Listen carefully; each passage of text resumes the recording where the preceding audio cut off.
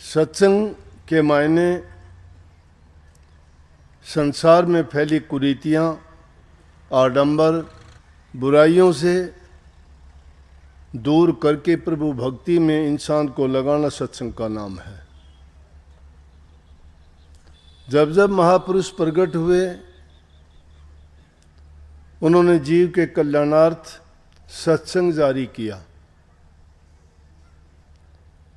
अपना काम तो वो तप के द्वारा अकेले जंगलों में जाके भी कर सकते थे, कंदराओं गुफाओं में भी जाके वो भजन भक्ति तप साधना अपनी कर सकते थे।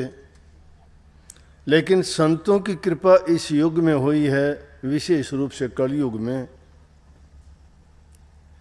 कि उन्होंने अपना नहीं बल्कि पूरे समाज का हालात को देखते हुए सत्संग इसलिए जारी किया कि ताकि वो भटके हुए जीव जो प्रभु भक्ति को छोड़ के अज्ञान के रास्ते पे चल रहे हैं, जहाँ कहीं देखो अशांति है, दुख है,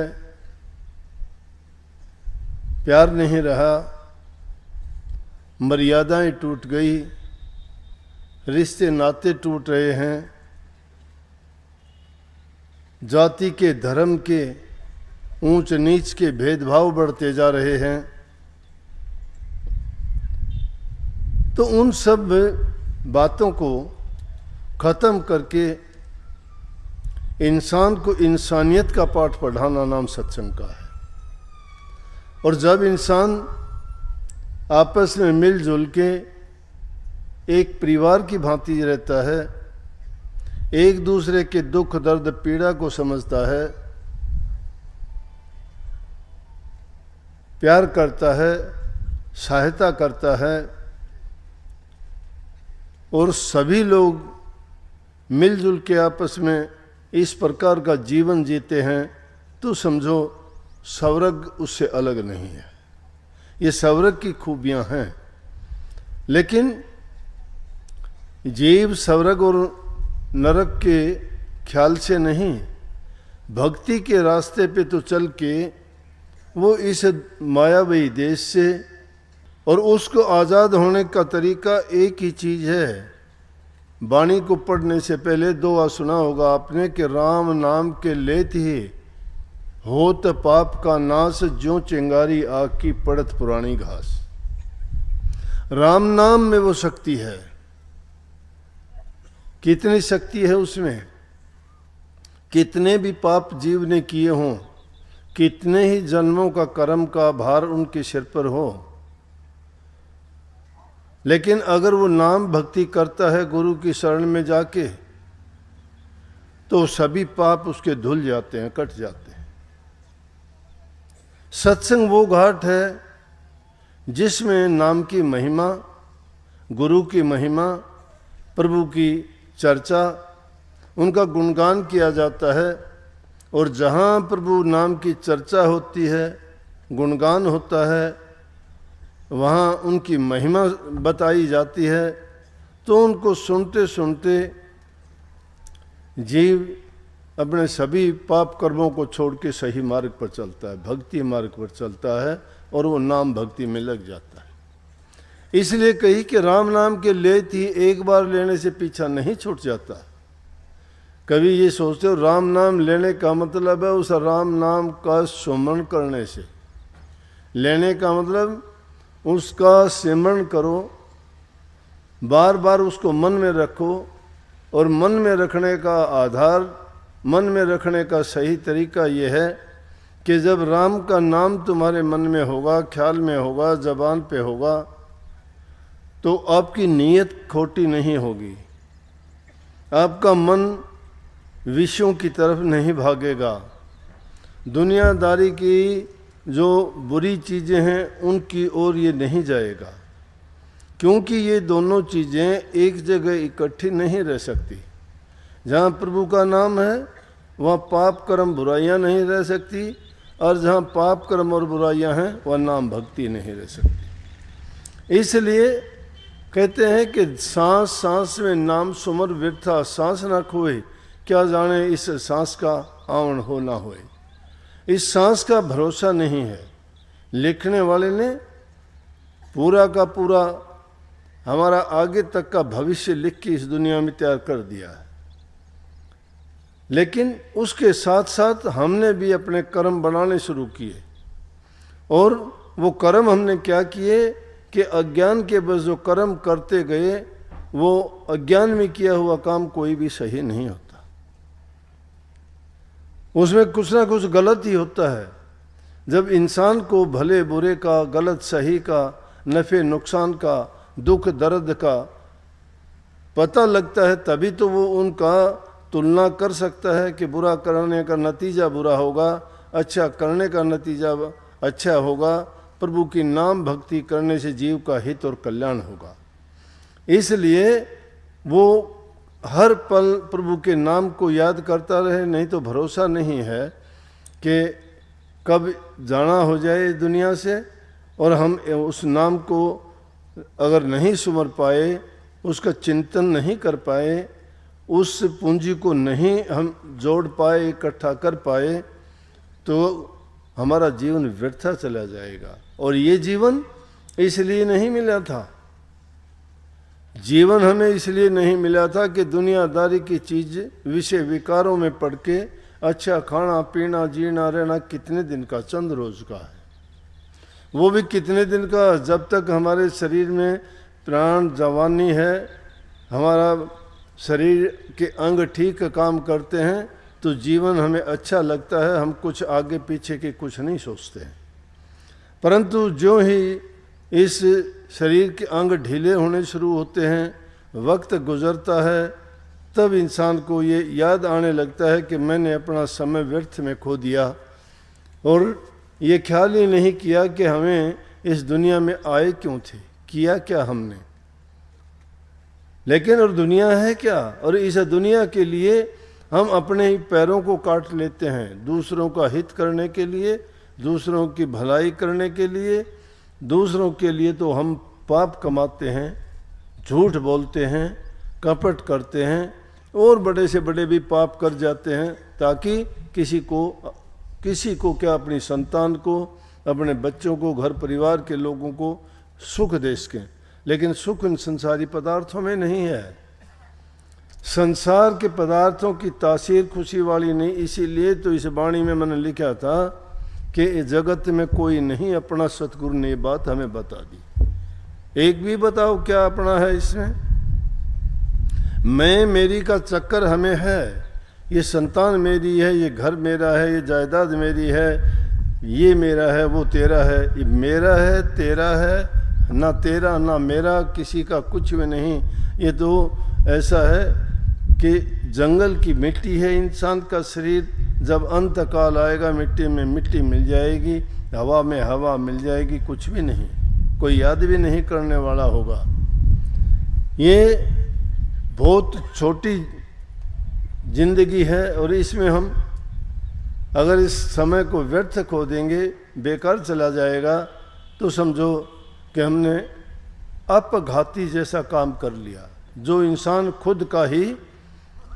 खुद को ख़त्म कर लेता है, मार लेता है। इसलिए मनुष्य का चोला पाके हमें भक्ति करनी चाहिए, प्रभु के नाम का चिंतन और सुमरण करना चाहिए। अगर प्रभु के नाम का सुमरण नहीं करते हैं, हमारी बुद्धि पर काल और माया का साया ऐसा पड़ा हुआ है कि हमें ठीक नहीं सोचने देता, हमें ठीक नहीं करने देता। हम सोच लेते हैं कि शायद दुनिया के पदार्थ हमारे लिए हैं, हम क्यों ना इनका उपयोग करें, क्यों ना इनको भोगें।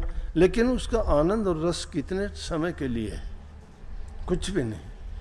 लेकिन अगर सच्चे मन से आप कहोगे तो परमात्मा को याद करेंगे, तो परमात्मा को याद करने से क्या परमात्मा हमें दर्शन देंगे? क्या मिल जाएंगे?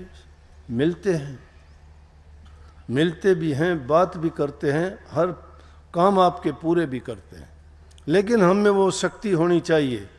जिन्होंने उसको पाया उन्होंने हर प्रकार से सादगी में पाया, सच्चाई में पाया। उनके ज़रूरी नहीं कि कोई आडंबर पाखंड करें, कोई किसी भेख बदलने से, कोई तिलक चढ़ाने से, कोई माला पहनने से, कोई जटा रखाने से, कोई रंग बिरंगे कपड़े पहनने से नहीं।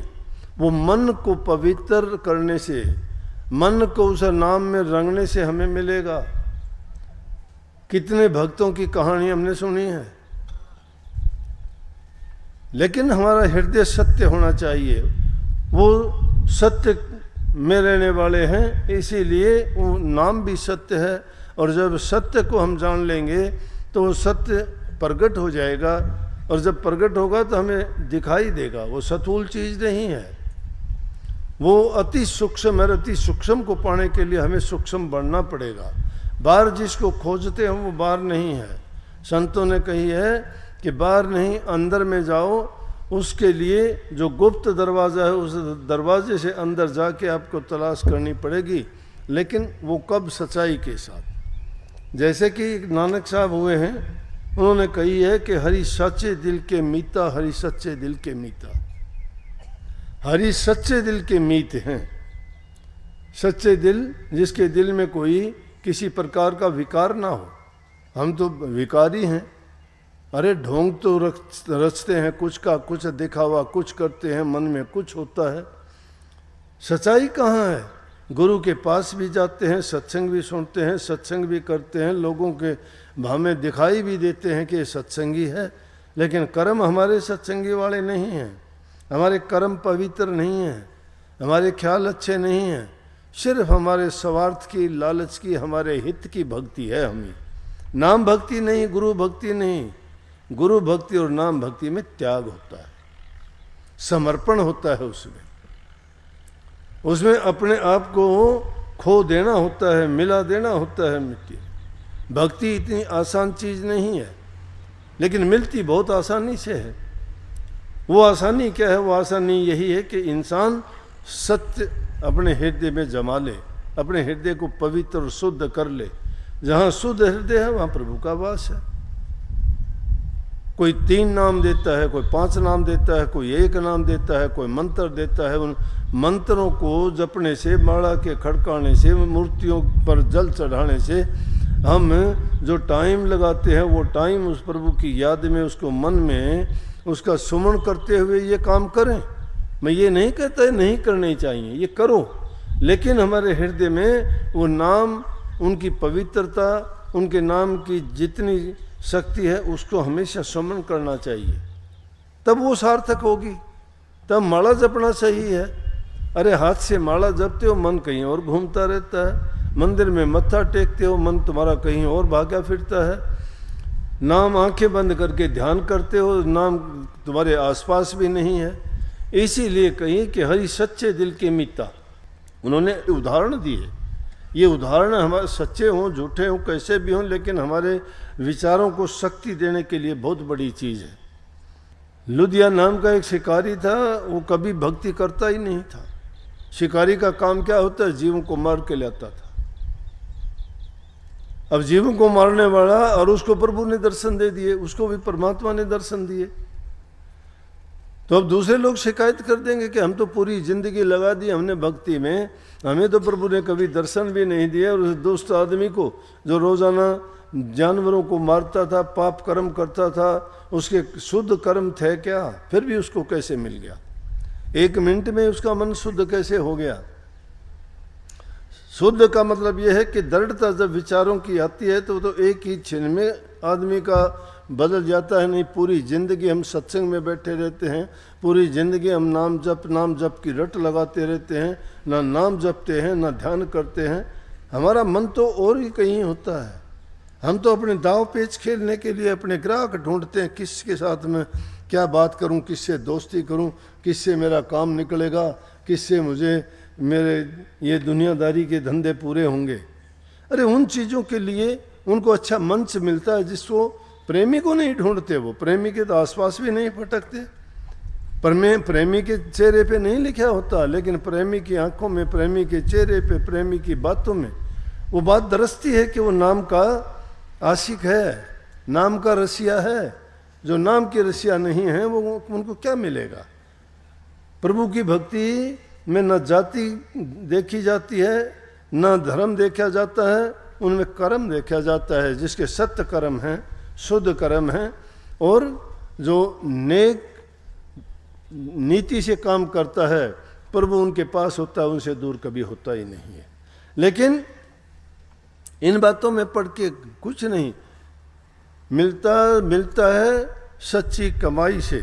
सच्ची कमाई वो किसी चीज़ की भी हो, पहली कमाई दुनियादारी के कामों की है, दूसरी कमाई नाम भक्ति की है। नाम भक्ति कहो, प्रेम भक्ति कहो, सेवा भक्ति कहो, ये तो गुरु के उपदेश से, उनके सत्संगों के सुनने से हमारे अंदर आती है। यहाँ दीनता, गरीबी, नम्रता जिस इंसान में होती है वो आदमी समझो कि नाम जपता है, उसको नाम जपने का चाव है, उसे प्रभु से मिलने की इच्छा है, और जब वो इच्छा दृढ़ हो जाती है तो उसको कोई रोक नहीं पाता, एक छिन्न में सब कुछ त्याग देता है। और जब ऐसे ऐसे अवसर आए, बड़े बड़े राजे महाराजाओं ने राज को भी त्याग दिया, उन्होंने मुड़ के नहीं देखा कि राजकाज है क्या। लेकिन कब आई वो दशा, वो जब सच्ची लगन उनके दिल में लगी, सच्ची लगन जब लगी। लेकिन इस युग में संतों ने तो इतना आसान कर दिया कि घर गृहस्थी के संसारिक कामों को करते रहो, कोई दिक्कत नहीं, करो, लेकिन उन कामों में भी सच्चे बरतो।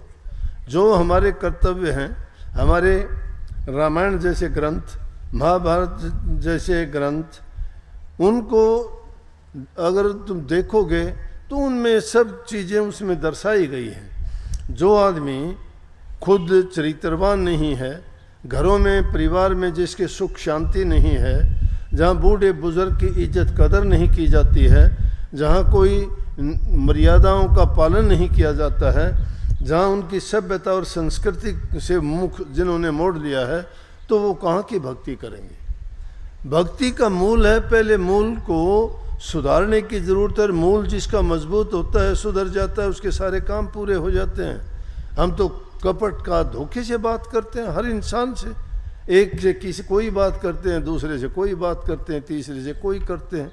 अरे किस लिए करते हैं? और फिर इंसान डरता है। डरता क्यों है? कि उसने अनेकों ऐसी झूठ की, कपट की, बेईमानी की, ठगी की बातें, एक दूसरे से भिन्न भिन्न बातें की हैं।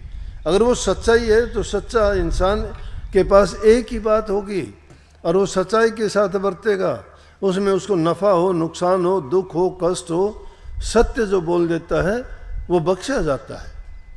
प्रभु के दरबार में उसकी सच्चे में गिनती होती है। भूल से किसी से कोई भी ऐसा कर्म होता है और वो अगर तौबा करता है, माफ़ी मांगता है, माफ़ी किसी और से मांगने की ज़रूरत नहीं, अपने आप से माफ़ी मांगा करो। जब कभी कोई गलती होती है, अपने मन में उस चीज़ के प्रति ग्लानि पैदा किया करो, मैंने ये पाप किया है, मैंने जुल्म किया है, मैंने झूठ बोला है, मैंने स्वार्थ की बात की है, तो तुम्हारे अंदर से तुम्हें जो उसके बदले में आवाज़ आएगी, आशीर्वाद जो मिलेगा, वो तुम्हारी माफ़ी हो जाएगी, क्योंकि सच्चे दिल से मांगी है। लेकिन अगर बाहर से तुम माफ़ी भी मांगते हो और फिर उन्हीं चीज़ों को दोहराते हो, तो फिर वो माफ़ी नहीं मांगी आपने, वो अवसरवादिता है, वो आपका स्वार्थ बोलता है, फिर भी स्वार्थ की बात कर जाते हैं।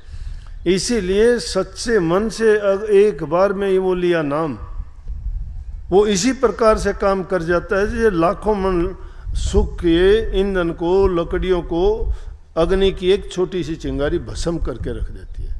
नाम में इतनी शक्ति, इतनी ताकत है। नाम कोटि लोगों को एक मिनट में तैयार देती है। श्री राम के बारे में जब कही है, कहाँ लग करूँ मैं नाम बढ़ाई, राम न सके नाम गुण गाई, कि नाम की बढ़ाई कहाँ लग करूँ, राम भी उसे राम के नाम को नहीं गा सके। क्यों? कि राम ने एक तापस तेरी अतारी, नाम ने कोटि खलक को मत सुधारी। कोटि खलक, कोटि लोगों को नाम ने सुधार दिया।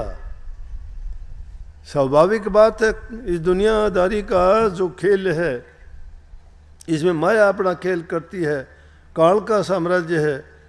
उससे पहले इन्होंने सब गाया था, वो काल के बारे में था। अरे काल तो खड़ा ही रहता है, वो कभी रुकता नहीं है, चलता रहता है। युग के युग पलट गए, सतयुग गया, त्रेता गया, द्वापर गया, कलयुग भी चला जाएगा, फिर वही चक्कर चलेगा, फिर वही सतयुग त्रेता द्वापर आएंगे। लेकिन हम जिस युग में आए हैं उसी को क्यों नहीं सतयुग बना लेते, जहाँ नाम भक्ति होती है, जहाँ आपस में प्रेम है, प्यार है, जहाँ घरों में बूढ़े माँ बाप सास ससुर की सेवा होती है, जहाँ दीन गरीब दुखी की मदद की जाती है, उनको लिए हमेशा स्वर्ग है। कभी उनके लिए ना त्रेता आया, ना द्वापर आया, ना कलयुग आया। उसको हमारे कर्म बनाते हैं, क्योंकि जहाँ नेक और धर्म पर चलने के कर्म होते हैं वही तो सतयुग है। सतयुग का संदेश क्या है? जहाँ लोगों के हृदय शुद्ध और पवित्र हैं। उस युग में ऋषियों के, महात्माओं के, संतों के सबके जीवन क्या थे? उनके ऋषियों के घर में जो स्त्री माताएं होती थी वो ऋषियानी थी, संतान जो पैदा होती थी वो ऋषि और ऋषियानी पैदा होते थे। इसीलिए हमें भी ये प्रयास करना चाहिए कि अपने बच्चों को अच्छी शिक्षा देके उनको नेक इंसान बनाएं। आज समाज के बारे में, नाम के बारे में ज़्यादा सोचने की ज़रूरत नहीं। पहली चीज़ है, पहले अपने सुधार की सोचें हम। वो सुधार हम में आया नहीं है। समाज किस ओर जा रहा है? नशे की प्रवृत्ति बढ़ती जा रही है, एक दूसरे में बैर दुश्मनी की भावना बढ़ती जा रही है। आदमी खुद चाहता है कि सिर्फ मैं इस जिंदा रहूं, बाकी मेरी तरफ से सारे संसार मर जाए चाहे। लेकिन ये स्वार्थ का जो जीवन है, ये आपाधापी का जो जीवन है, इसीलिए इस समाज को दूषित किया है। और वो बीमारी फैलते फैलते फैल जाती है, बुराई ज़्यादा फैलती है, सच्चाई प्रचार करने से, फैलाने से भी बड़ी कठिन है, नहीं फैलती। उसको बहुत, उसका चलने का जो चाल है बड़ी धीमी गति से चलती है, लेकिन बुराई बड़ी तेज दौड़ती है। एक छोटी सी कोई बुरी बात हो, उससे दूसरे से तीसरे से चौथे से देखोगे मिनटों में दुनिया के एक किनारे से दूसरे किनारे पे पहुंच जाती है। और जब अच्छी कोई बात होती है तो उसका पता ही नहीं लगता कि क्या हुआ, कब हुआ, कैसे हुआ। इसलिए उस बुराई को रोकने की ज़रूरत है।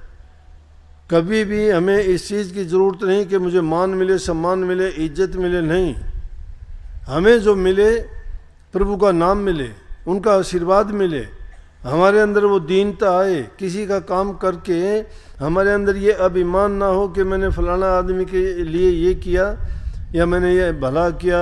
अगर ऐसा हम करते हैं तो समझो कि उसके बदले में हमने कुछ ना कुछ मांग लिया है। हमें ऐसी करने से तो हमने जो काम किया है उसके पीछे हमारा स्वार्थ जुड़ जाता है। स्वार्थ का काम कोई भी हो, इंसान को लेके डूब जाता है। परहित और पर स्वार्थ से बढ़ के कोई धर्म नहीं है। पूरी रामायण का संदेश अगर देखोगे, तुलसीदास जी ने लिखी है, परहित समान धर्म नहीं कोई। परहित दूसरे का भला करो, और दूसरे का भला करके जो आपके मन में आपको शांति मिलेगी और जो सुख आपको मिलेगा, उससे उस सुख को पाके आप इतने आनंदित और इतने संतुष्टि आपको मिलेगी, आप समझोगे जीवन में मैंने बहुत बड़ा नेक काम किया है।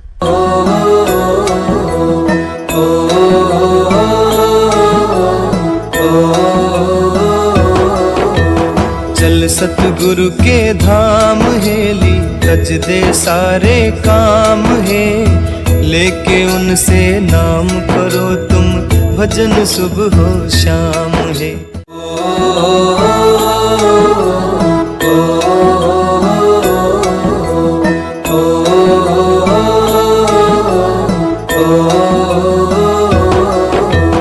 चल सतगुरु के धाम हेली, रच दे सारे काम है, लेके उनसे नाम करो तुम, भजन सुबह हो शाम है।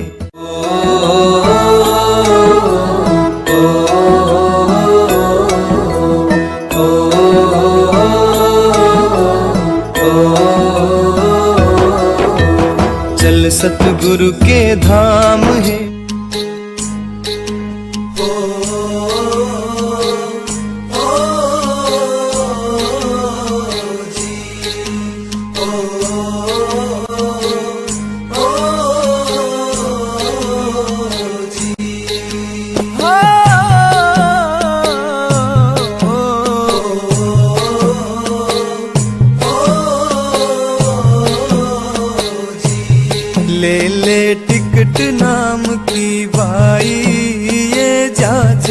अमरपुर जागा। ले ले टिकट नाम की बाई, ये जहाज अमरपुर जागा। ये जहाज अमरपुर जागा, ये जहाज अमरपुर जागा। ये जहाज अमरपुर जागा, ये जहाज अमरपुर जागा। ले ले टिकट नाम की बाई, ये जहाज अमरपुर जागा। ले ले टिकट नाम की बाई, ये जहाज अमरपुर जागा। सोने का ये वक्त नहीं है, जाग जाग फिर सोवे ना। हीरों जैसा जन्म मिला है, कोड़ी की तरह खोवे ना। तेरा तुझ में छिपा होया है, पत्थर पानी टोवे ना। पूजा पाठ व्रत करो, कितने इन ते फायदा होवे।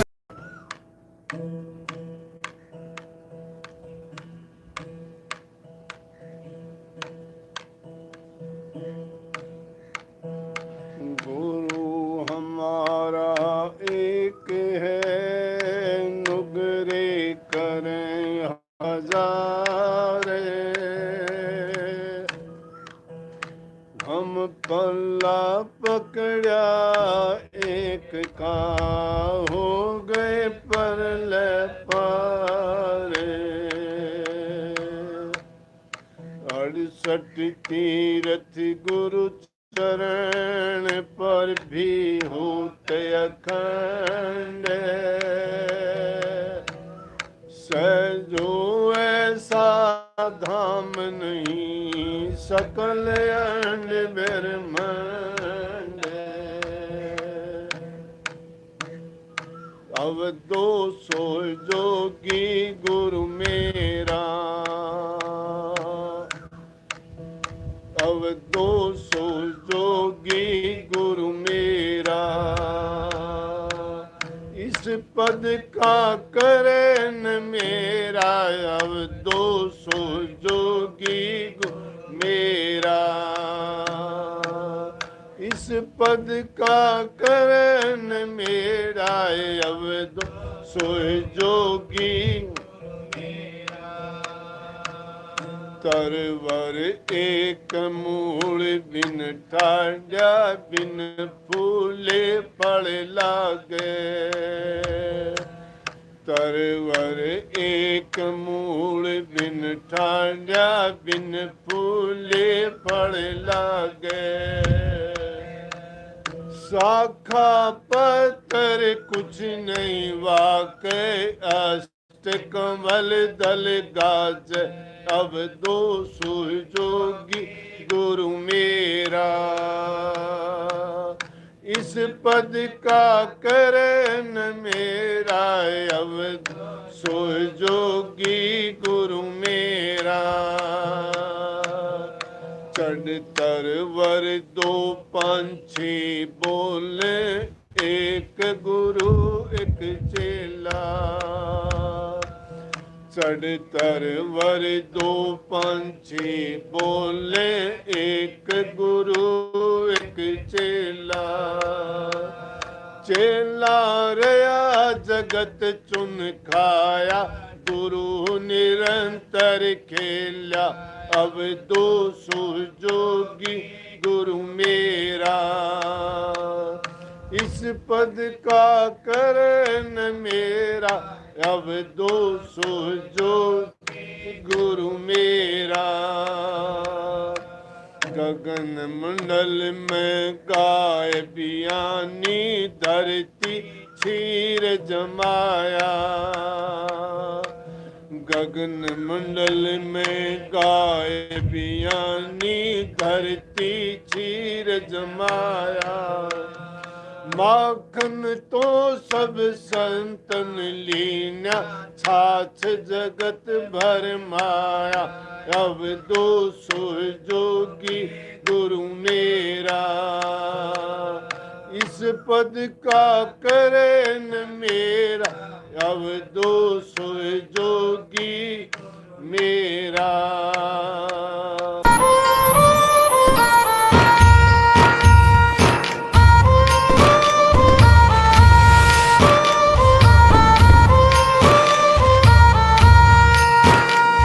शुक्राना गुरु जी आपका दिन रात करूं, शुक्राना गुरु जी आपका दिन रात करूं।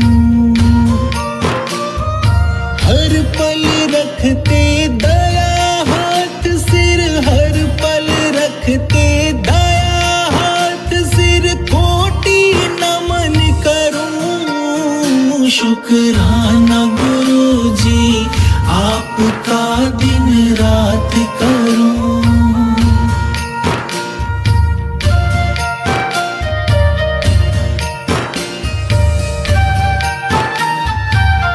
मैं तो हूँ अज्ञानी गुरुवर, काल ने बड़ा सताया जी।